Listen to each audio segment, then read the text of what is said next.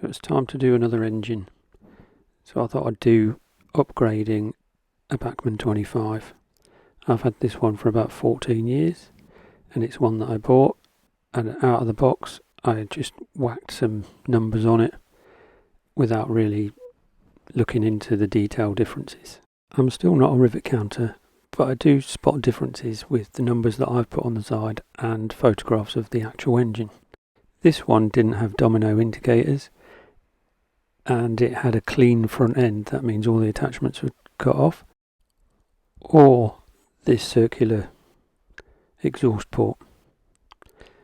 And there's minor detail differences with the battery boxes and fuel tanks as well.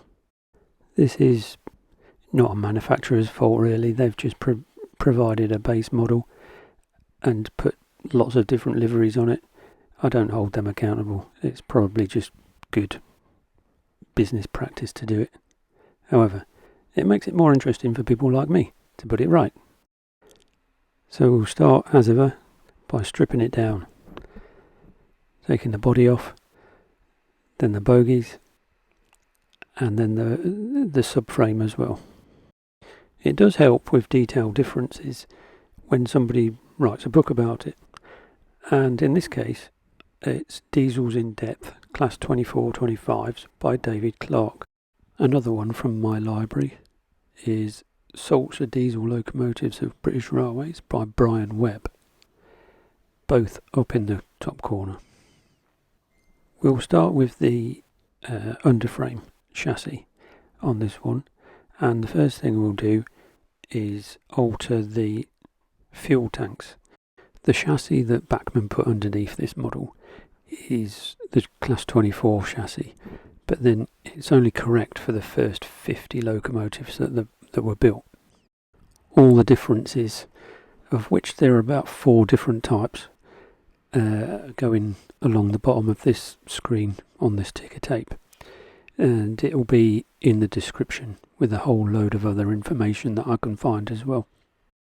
There are conversion kits on the market to do this sort of thing, but I thought I'd have a go at doing it myself. It's not that difficult, it's only carving bits of plastic.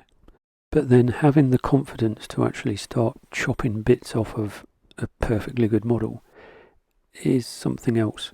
And again, that's down to the eye of the beholder. Whether you're a rivet counter or not, it makes no difference. If it looks good and you're happy with it, there's no point in chopping it to bits. The body was left overnight in the Decals water solution to get all the factory paint off, because I thought, I've gone this far, I might as well just repaint it again as well.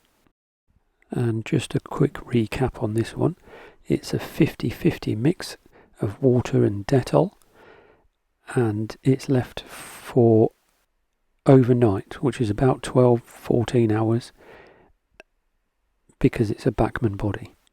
Any more than that and it starts melting the plastic. On a Hornby model you can go about 18-19 hours before that starts to happen, and then it should be left in a bowl of water for about 4 or 5 hours after that, just to neutralise the Dettol. Not all the yellow paint come off of this one, which meant I then had to attack it with the fibre brush and another solution just to get it all off. The other solution being Strip Magic from Deluxe Materials. The next stage was a whole day of chopping bits off, filling, sanding, chopping bits off, filling and sanding.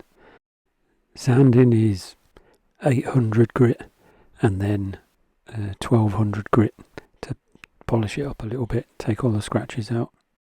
Continuity spotters will notice in the next shot that I chopped off the round exhaust port before I stripped the body.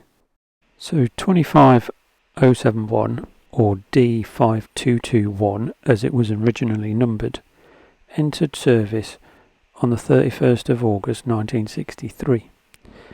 Throughout its nearly 18 years in existence, it was allocated to London depots: Cricklewood West, London Division, Wilesden and finally Cricklewood. It was renumbered in April 1974 and withdrawn on the 21st of June 1981. And for an engine that was allocated to London, it seemed to spend an awful lot of time in the northwest. And however I managed to see it in Anglia must have been on one of its forays to Yarmouth.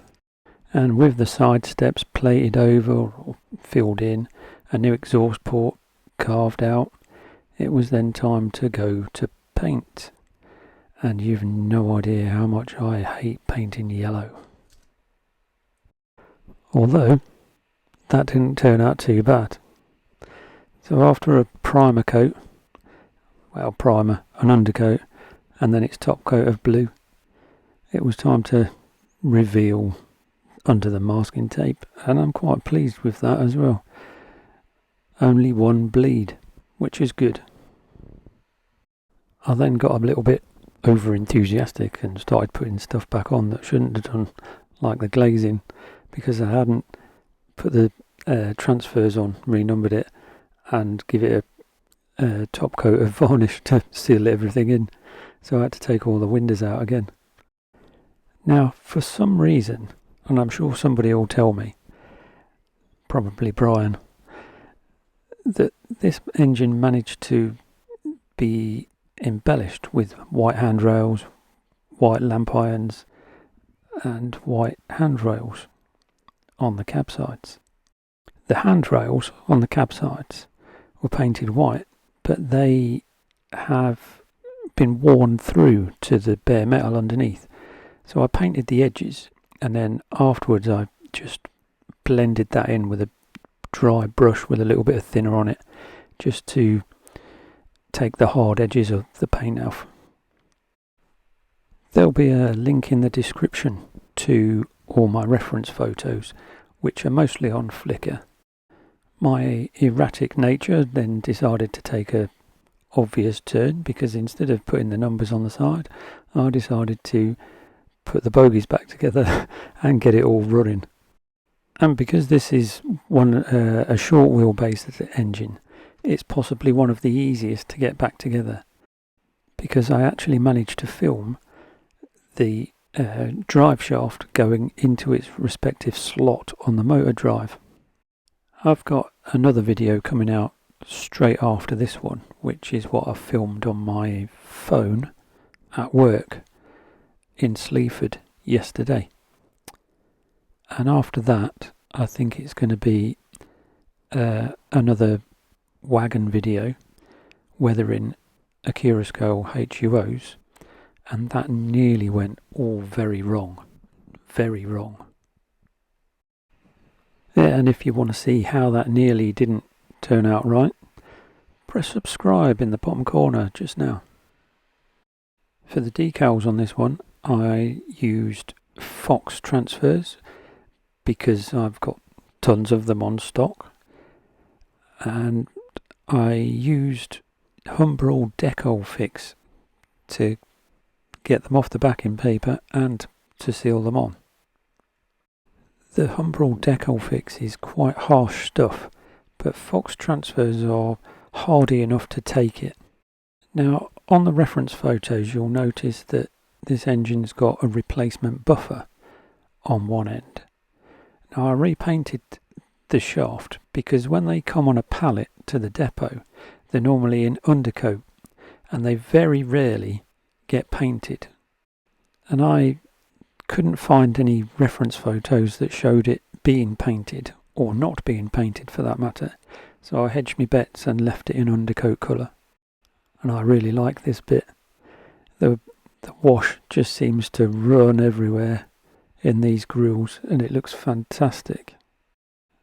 I then used the wash on the roof, just panel lining and just general edges where dirt collects, and where it just went where I didn't want it to go, I cleaned the brush in thinner, dried it on a paper towel, and then come back and just mopped up what was the wash where I didn't want it. It was then back to the spray booth for a coat of brake dust, roof grime and exhaust clag. I had to modify the root blinds as well. It has got a odd reading on one end, which I obviously had to replicate. Anyway, on the rotisserie, I think it looks quite good. Naturally, the next thing to do was put it back into service. And there it goes, whizzing round on the Crewe mail. And afterwards, after a hard night's work, it was time to get refueled, which, incidentally, is what I'm going to do right now. Thanks for watching. See you next time.